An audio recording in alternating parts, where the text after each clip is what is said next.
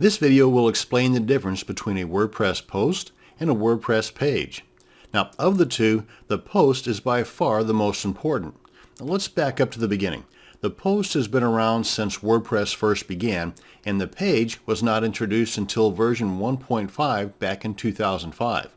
You see, with version 1.5 onward, you could now create static pages like your contact page or your about page that are not part of any blog post. And here's a couple other differences between the two.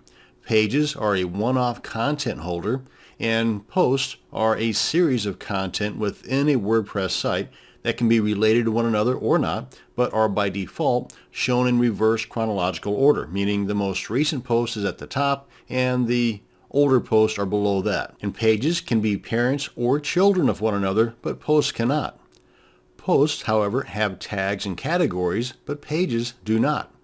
And by default, you can use custom page templates, but you can't with posts. Posts have different post types, static, video, audio, depending upon the theme that you're using, and pages do not. And you can create as many different pages as you want, just like posts, and posts show up in your RSS feeds, but pages do not. And that's going to bring us to the end of this video on the differences between your WordPress post and your WordPress page. Thanks for watching, and you have a great day.